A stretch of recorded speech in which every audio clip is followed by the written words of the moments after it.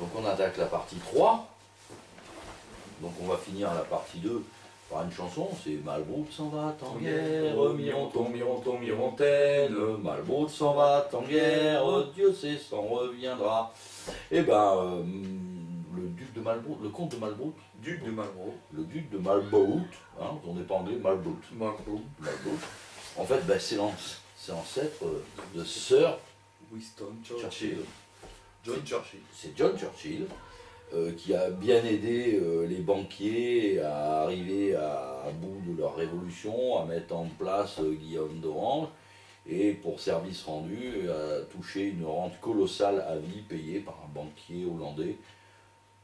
On ne dira pas le nom, Salomon quelque chose, je ne sais plus quoi, on s'en fout, vous savez, on vous donne plein de noms, mais on est à bloc là. Là on est à bloc. Hein. Donc on en arrive, est installé en même temps donc le système moderne de la finance, avec également les systèmes d'assurance. Les Lloyds. Les Lloyds, hein, c'est-à-dire que c'est l'ancêtre des CDS, quoi. Ouais. Donc les banquiers se prêtent de l'argent, et au cas où ça ne marche pas, on les rembourse. Voilà, c'est un argent qui n'existe pas. Bien sûr. De toute façon, on invente l'argent et il sera payé par le bon peuple anglais. Toujours financé de la même façon.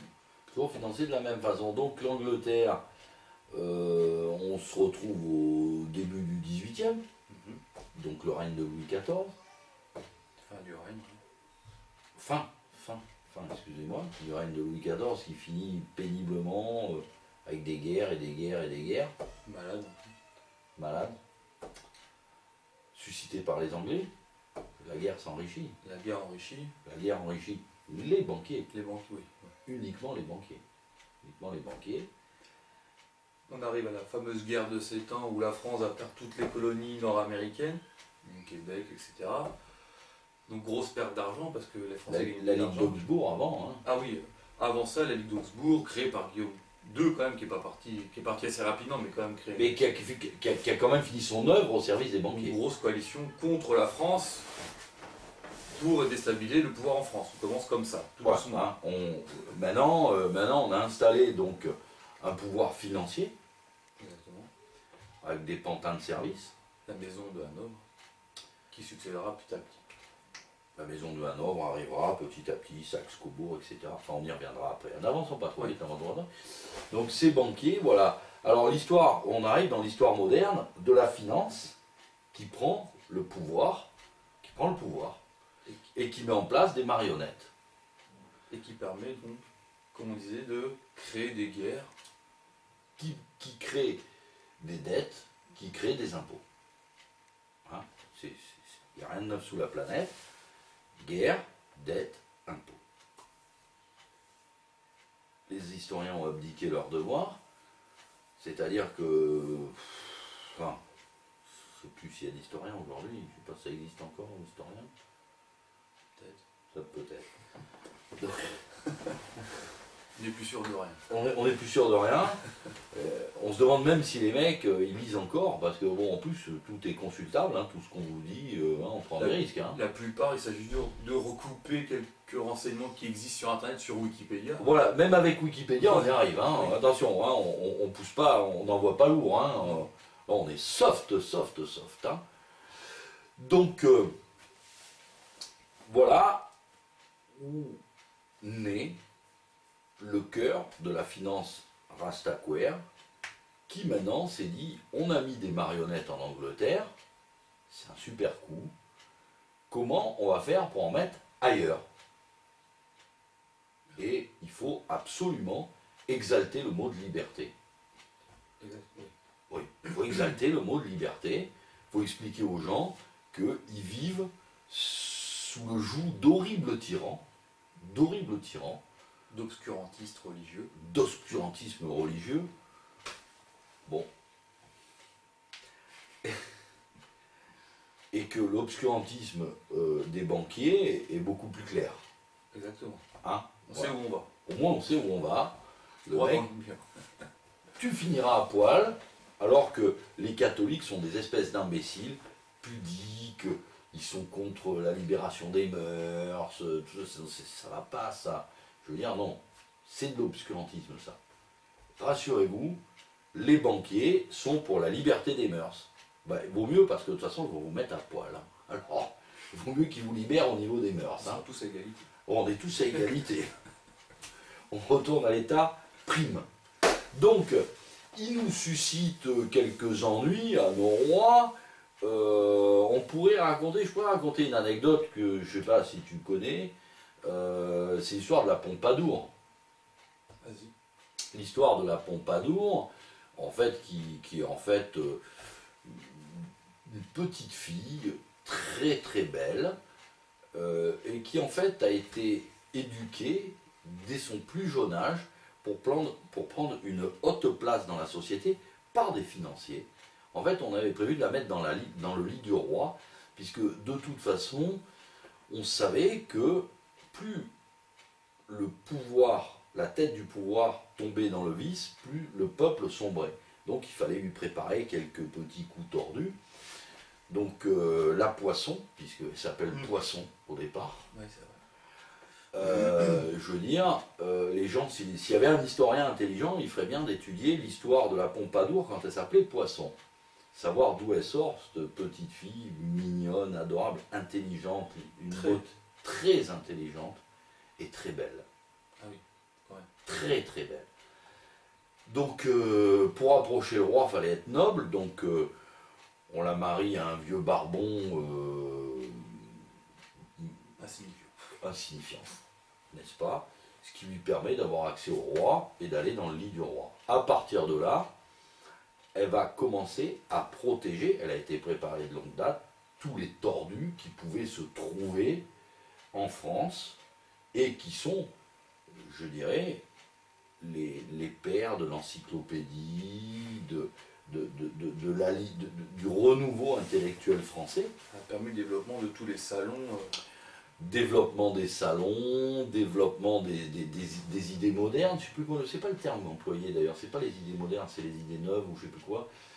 C'est-à-dire, c'est elle qui protégeait Voltaire. De toute façon, lumière, c'était. Lumière. Pour s'opposer au obscurantisme. Voilà, c'est quand on dit lumière, c'est obscur, là, rien n'existe sans son contraire. Bon, donc voilà, c'est l'anecdote qui nous amène, on va dire, tranquillement aux changements qui sont suscités un petit peu par l'extérieur dans la société française. Ouais. Il y a quelques embarras qui arrivent certainement à celui qui a peut-être été un très très bon roi, qui est Louis XVI. Qui était érudit. C'est le seul roi qui parle anglais. Très attiré par les arts et les sciences. Voilà. On a surnommé roi serrurier, bien sûr, pour sa passion parce qu'il prenait la lime, hein. Disons qu'il savait se servir de ses mains. Il savait se servir de ses mains. On a voulu le montrer d'une manière souvent un peu pleutre et vile. Il faut savoir que c'était un colosse. C'est un colosse qui mesurait pour son époque, je crois, 1,88 m, je suis pas sûr. Disons que par rapport à Louis XIV, ça fait pas. Ça ? Par rapport à Louis XIV, il y avait une différence. Louis XVI était un colosse. Oui. C'était un colosse. Il avait une force herculéenne. Il ne voulait pas être roi. Il ne voulait pas être roi. C'est la mort de son frère qu'il a oublié. Quand son frère est mort, il a pleuré, il ne voulait pas être roi. Donc vous voyez, pour quelqu'un qui rêve de pouvoir, un despote qui ne veut pas être roi, c'est quand même un tyran. Un tyran qui ne veut pas être roi. Il a pleuré quand on a dit, ben oui, mais c'est toi qui vas y aller. Il n'a pas aimé du tout. Il avait un autre problème. En tant que roi, il n'avait pas le droit de porter des lunettes, mais il ne voyait rien. Il faut quand même le savoir. Mais comme il était roi, il ne pouvait pas porter de lunettes. Étiquette stupide. Et donc, qui était excessivement vertueux. Qui a financé plein de... Ouais, la Pérouse, c'est lui qui a financé... Excessivement vertueux, qui était un amoureux des arts. Des sciences. Il adorait la géographie. Il adorait la géographie. Et c'est sur lui que tombe, je dirais, le paquet, je dirais, qu'a un peu négligé 14 et 15. C'est lui qui se prend tout ça. Et malheureusement, il avait reçu un petit peu des lumières humanistes. Influencé par Fénelon, je crois, si j'ai bonne mémoire. Oui. Son éducateur, c'est Fénelon. Et puis, enfin, si on arrive là, il va quand même hériter d'un royaume qui est déjà endetté. Alors là, il se retrouve avec des dettes. Il se retrouve Beaucoup de têtes. beaucoup de dettes. Le problème, c'est qu'il considérait son peuple comme ses enfants. Hein. Faut pas, faites pas, c'est mon peuple, c'est mes enfants. Lui, faites pas de mal. Et c'était un roi très aimé, malgré ce qu'on a dit. Ah oui, il était vraiment aimé. C'est pour ça qu'en fait, on a inventé des scandales. Le collier de la reine, c'est le plus pitoyable de tous, quoi. Hein. On a essayé, alors il a épousé une Autrichienne. Il faut savoir que quand même, à cette époque-là, Autrichiens, Français, etc., ça voulait rien dire, ils étaient tous cousins, hein, de toute façon. Oui. Et d'ailleurs, les Windsor s'appellent les Windsor parce que au moment de la Première Guerre mondiale, ça faisait un peu tâche que la famille d'Angleterre, qui était des Hanovre, Saxe-Cobourg, se foutent sur la gueule avec leurs cousins, Avec leur famille. avec leur famille. Voilà, pour des histoires de pétrole au Moyen-Orient, hein, n'est-ce pas, hein, Tout à fait. Voilà, bon. Donc on arrive donc à les Anglais, et puis qui ont mis en place entre-temps quand même. Il ne faut pas oublier qu'en 1717, ils ont mis en place quelque chose qui s'appelle la franc-maçonnerie spéculative. Anderson. Alors, franc-maçonnerie spéculative, comment on va pouvoir infiltrer le pouvoir sans se faire taper sur les doigts? On va utiliser une congrégation, je veux dire, qui a un très grand prestige, qui est la franc-maçonnerie, et qui sont des bâtisseurs. On va juste mettre un petit distinguo, on va dire, on n'est pas opératif, parce que vous savez, un franc-maçon, vous lui mettez une truelle dans la main, je ne sais pas s'il sait reconnaître une truelle, d'une équerre, d'un compas, hein, mais il les dessine partout, et il n'en est jamais servi de sa vie, le mec. Hein. Il le met partout, il vous en met partout, le gars, des pyramides, des œils, des machins. Hein, n'est-ce pas? Généralement, ils sont plus occupés dans des soirées joyeuses, n'est-ce pas? Saluons au passage certains d'entre eux qui ont été cités parce qu'ils se foutent sur la gueule. Donc pensez, rappelez-vous un certain monsieur Ferry, vous en entendrez plus jamais parler de celui-là. Hein, il a parlé de balai rose, balai bleu, etc. Hein, donc c'est fini, vous n'en entendrez plus parler. Pourtant, c'est un quotidien. Donc la franc-maçonnerie a fait son travail. Elle a été créée en 1717 à l'auberge de la Pomme.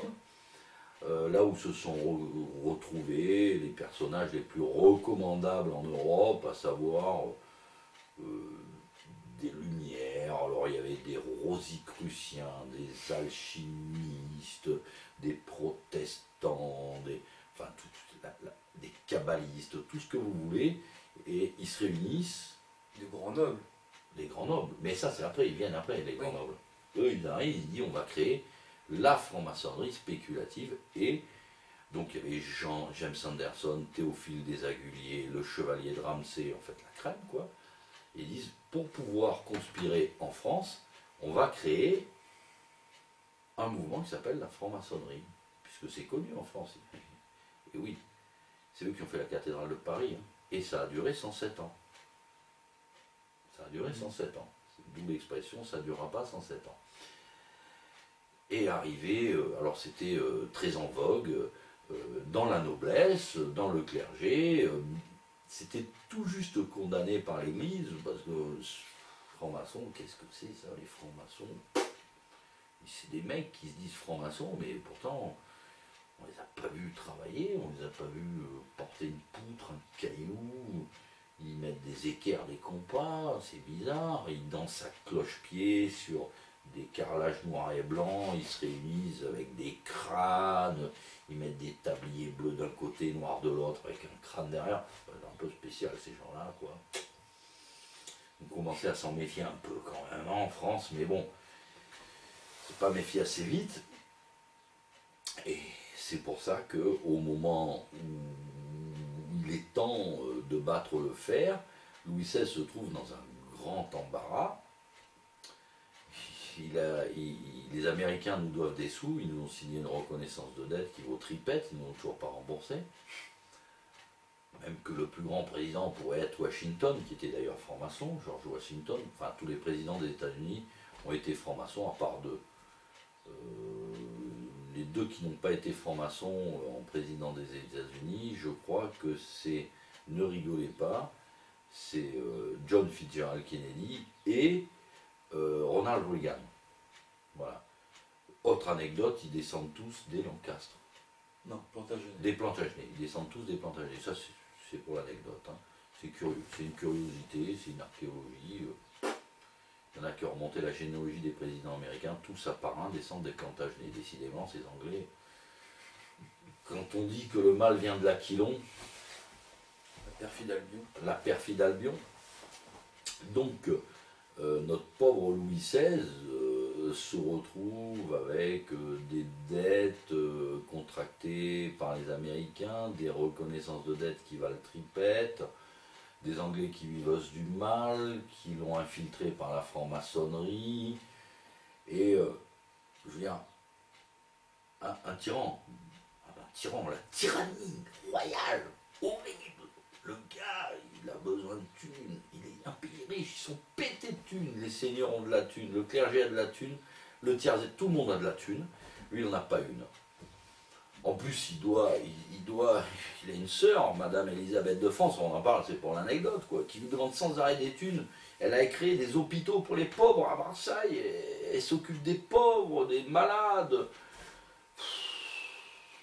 Pas une thune, il tire sur ses sous personnels, il vend sa montre personnelle, il n'en a pas une.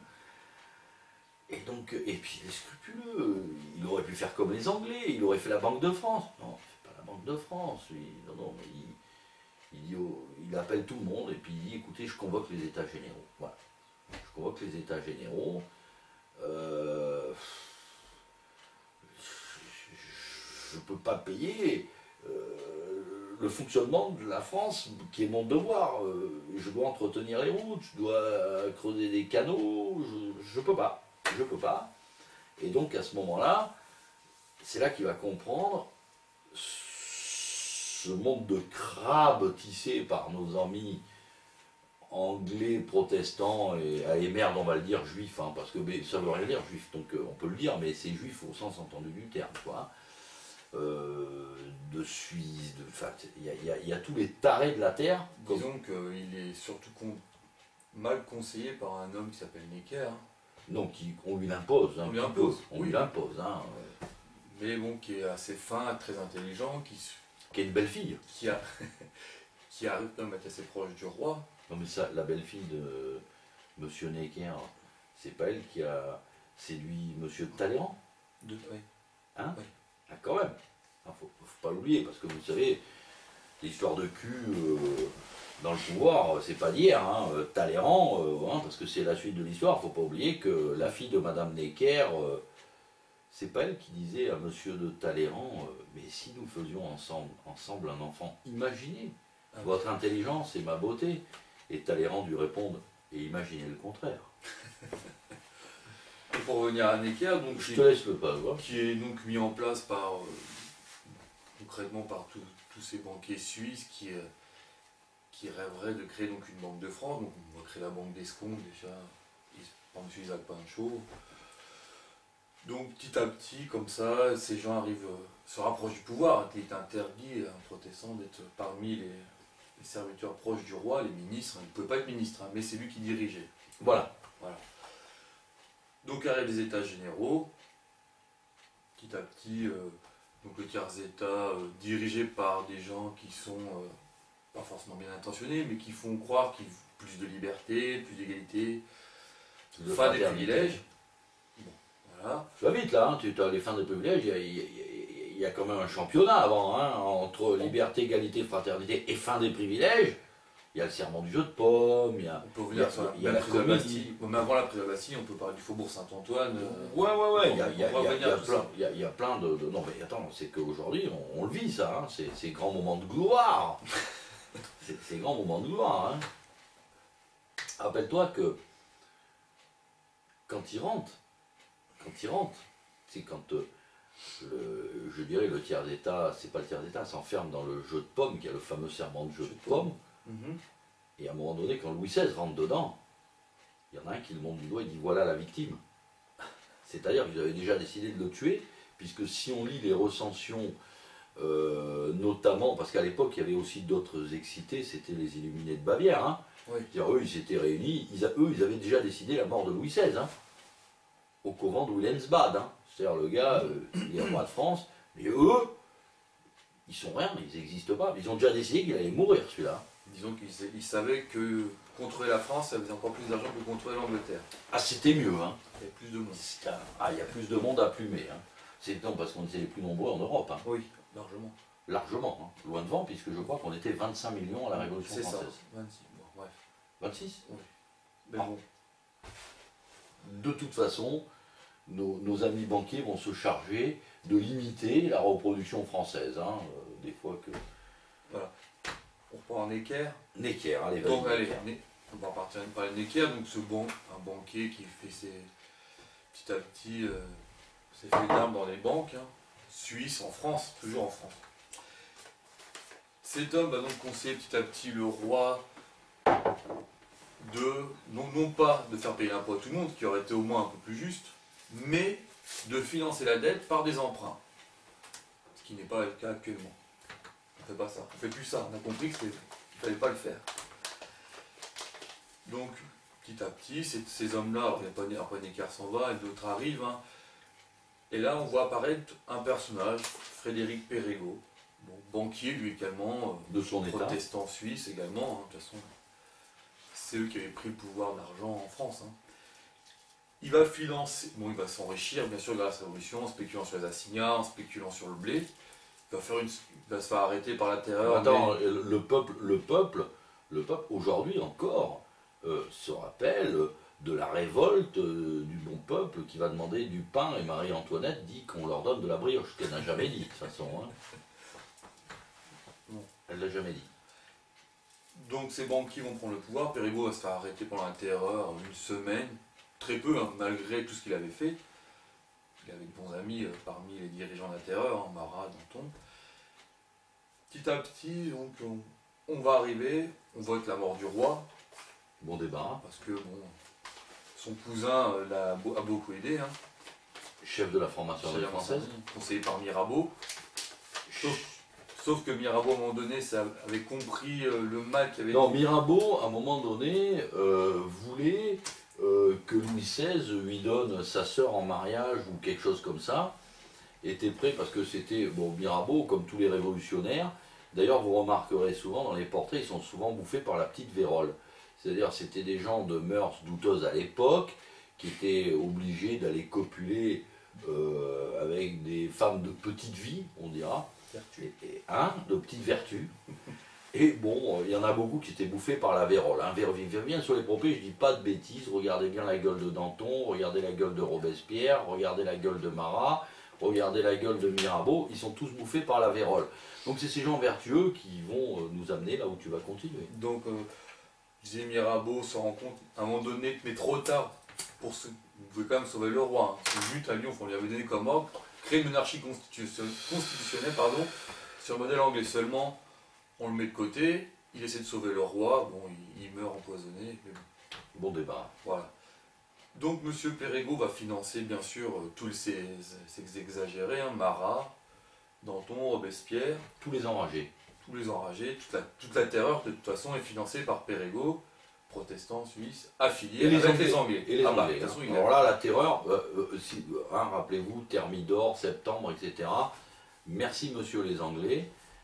Le dommage un petit peu, c'est qu'aujourd'hui, ils sont tous sur l'Arc de Triomphe et partout, quoi. On les encense. Hein. Il y a toujours une rue qui porte leur nom. Hein. Exact, oui. Hein, faut pas l'oublier quand même. Donc voilà, on continue. Station de métro. Voilà. Donc on va continuer comme ça, le directoire arrive, donc rien ne se passe. Mais pendant le directoire, un homme petit à petit monte en grade, on peut le dire comme ça. Émerge. Un certain général Bonaparte commence à gagner plein de victoires, commence à se faire un nom, très apprécié dans l'armée. Beaucoup d'amis financiers. Ils ont senti qu'il y avait un bon coup là. Hein. Ils ont senti qu'il y avait un bon coup. Ils se sont rendu compte qu'il était très intelligent. Et je vais te couper quand même une seconde, parce que ça c'est une phase de l'histoire que peu de gens savent. C'est que, en fait, d'abord, Napoléon ne s'est jamais considéré comme français. Jamais. Non. Ses écrits le prouvent. qu'ensuite il était, contrairement, on veut nous en faire, hein, parce qu'il faut des héros, hein, le peuple a besoin de héros. Hein. La campagne d'Italie était achetée, hein, et complètement bidon, les grandes victoires de Napoléon. Hein, même Valmy avant. Valmy avait déjà été acheté, n'est-ce pas? C'était négocié, ça a duré un peu, puis finalement les mecs ils ont mis le chapeau en l'air. Et au dernier moment, il a reçu la somme, c'est Brunswick, je crois. Ouais, le duc de Brunswick a touché la monnaie, il est reparti, hein, terminé. Donné par qui cet argent, voilà. Non, mais tout le monde a appris les extraordinaires batailles de Valmy, c'est les révolutionnaires qui mettent le chapeau sur le fusil, sans tirer un coup, on la gagne. Mais le bon peuple y a cru. Hein. Le bon peuple y a cru. Donc c'est le duc de Brunswick qui a touché les cachets. Je continue juste une seconde, c'est que Napoléon, en fait, à l'époque, se lève la révolte, une révolte en France contre la Révolution, parce que les Français n'étaient pas du tout d'accord avec la Révolution. On parle souvent de la Vendée, mais on s'est révolté à Lyon, Marseille. Bon. À Toulon, c'est Napoléon qui s'est chargé de faire le ménage, il ne s'est pas embêté, il était dans l'artillerie. Toulon, je connais bien, il s'est mis dans les hauteurs et il a massacré tout ce qui était en bas. On canonne à tout va. Il a fait un massacre. Donc, bon, les Anglais, quand ils ont vu que c'est un massacre, comme d'habitude, la perfide Albion, la marine a fait demi-tour, ils ont dit, bon, bah, qui se tue entre eux. On leur avait promis de les aider, mais bon, une promesse d'un Anglais, ça vaut pas tripette. Hein. Donc après, Napoléon, il voit les Vendéens se lever. Là, le courage lui a un petit peu manqué, parce que là, c'est pour ça que plus tard, il a appelé ça la guerre des géants, mais sans y avoir été, parce que là, il y a une somme de gloire et d'honneur qui passe tout ce qu'on peut entendre, notamment le grand général vendéen, La Roche-Jacquelin, qui dit, écoutez les gars, on va faire cette guerre, on va la perdre, mais si j'avance, suivez-moi, si je recule, tuez-moi, et si je meurs, vengez-moi. Il sera assassiné traîtreusement par un bon républicain à qui il proposait de se rendre et qui lui a dit qui a fait semblant de se rendre et qui lui a tiré une balle dans la tête. Bon, ça c'est les bleus, ça, les colonnes infernales et tout le reste. Et Napoléon, lui, qui est un abruti fini, il n'est pas si intelligent que ça, quoi. Il va conquérir les pyramides. Non, mais non, faut quand même. Non, parce qu'il s'est dit finalement, la France est un peu le merdier, je vais me faire empereur des pyramides. Bon, comme il était un peu imbécile, il n'avait pas compris, pas encore compris, il comprendra plus tard, hein, il comprendra à Sainte-Hélène, hein, c'est un peu tard, mais bon. Donc il va là-bas, il fait un carton, il prend toutes les pyramides, l'obélisque de Luxor, il emmène Champollion, et il se fait couler toute sa marine à Aboukir, en rade d'Aboukir. Exactement. Personne ne s'est jamais demandé comment il est rentré, parce qu'il n'est pas rentré à la rame, hein, Napoléon. Non, il n'est pas rentré à la rame, il est tout simplement rentré en France parce que son frère était le chef de la franc-maçonnerie. On avait besoin de lui pour être l'homme providentiel, parce que la Révolution tournait en jus de boudin, et les Français aiment les grands hommes, donc il fallait fabriquer un héros. Un héros, mais avec un visage poupin, glorieux, désintéressé, complètement désintéressé. Totalement désintéressé. Napoléon, désintéressé, à mourir de rire. Bonaparte encore. Complètement désintéressé. Donc il arrive à rentrer en France sans marine. Hein. Peut-être que la franc-maçonnerie a géré un peu le problème entre la franc-maçonnerie anglaise et française. Écoutez, bon, je vous mets au défi de trouver un historien qui nous explique comment il est rentré d'Égypte en France. Hein. Il est rentré à la rame, il est rentré... c'est Costa Concordia, mais à l'époque les bateaux coulaient pas. Il a rencontré des bachibouzouk, il a rencontré d'autres chameaux. Ouais, peut-être un truc comme ça, quoi. Bon, les gens n'ont toujours pas compris pourquoi également Napoléon a fait cadeau les chevaliers de Malte aux Anglais. Hein. Peut-être qu'il y a eu un deal à ce moment-là, hein. Messieurs les historiens, à vos plumes. Mais bon, les chevaliers de Malte, qui eux voulaient pas se foutre dans la merde parce qu'ils avaient prêté le serment de ne pas se battre contre un chrétien et que, bon, là c'était compliqué, quoi. Mais après, ils seront encore les cocus de l'histoire aussi. Malte, on le donne aux Anglais. Oui. Pourquoi on a donné Malte aux Anglais? Parce que s'ils avaient voulu aller à Malte chercher la place, ils auraient peut-être eu maille à partir, hein, parce que je crois que c'est Soliman le Magnifique, ils sont arrivés à 1 million, ils sont repartis la queue entre les jambes. Il faut dire qu'il y avait quand même... Jamais conquis. jamais conquis. Bon, il faut dire qu'à 1 million, il y avait quand même 570 chevaliers de Malte.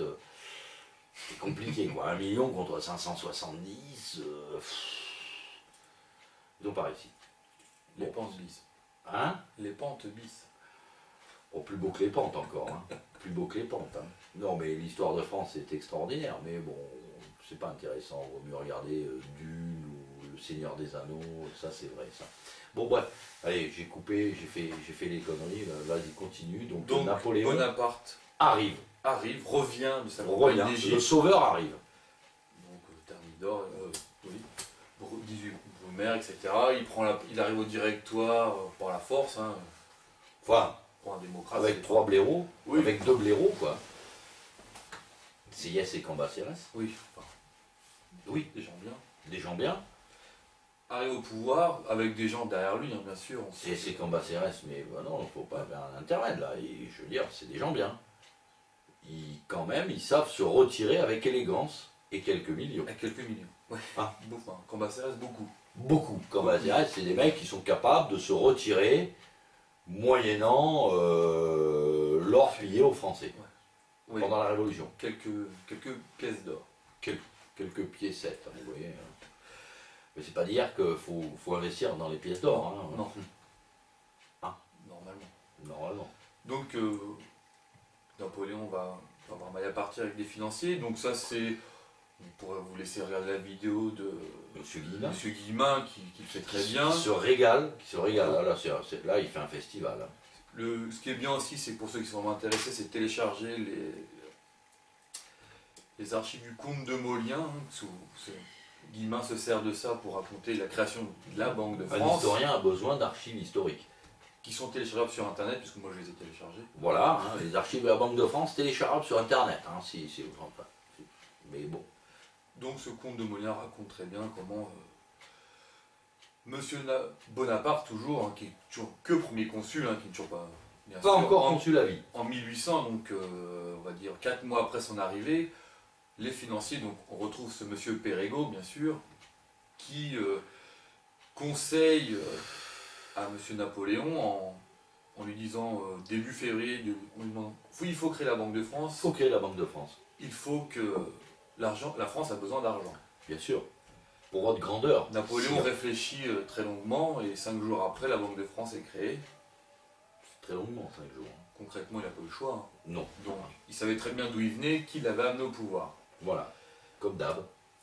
Exactement. Donc, création de la Banque de France, consortium une nouvelle fois de banques privées, donc les Mallet, la famille Mallet qui restera plus d'1 siècle administrateur de la Banque de France. C'est plus la monarchie, bien sûr. Non, c'est la liberté, ça. Hein. Ouais. C'est sûr. Hein.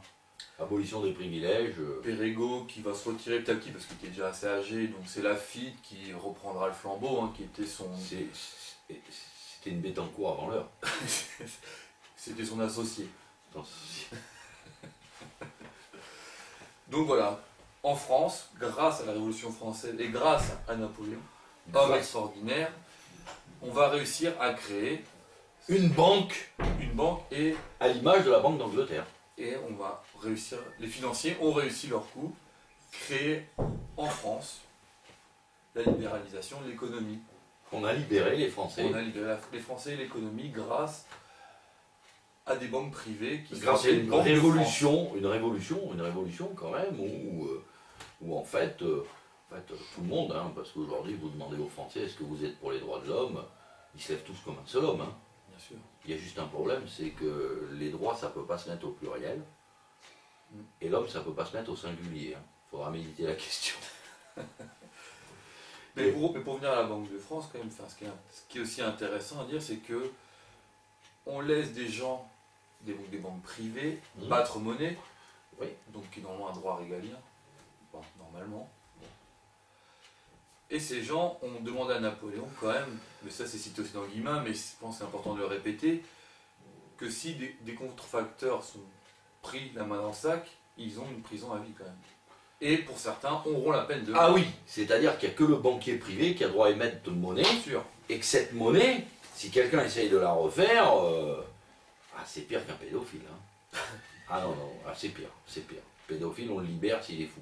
Donc une nouvelle fois, on crée une banque qui permet d'endetter un pays, qui permet aux banquiers de diriger le pays. D'émettre une monnaie, les ratios de Cook, j'ai pas une thune, je t'en prête 100, et tu me payes des intérêts. On rentre dans le même système où la finance... On rentre dans le même système, donc maintenant, on va passer, on est à la 3e partie, on va faire un petit break, et on va passer à la 4e partie, monseigneur. On va enchaîner la Fed. On va enchaîner, on va continuer l'histoire de nos banquiers, la des petite révolution démocraties. bolchevique qui n'a... Allez, vas-y. Un détail de l'histoire. Pub. Boum, boum, boum, boum, boum, boum, boum.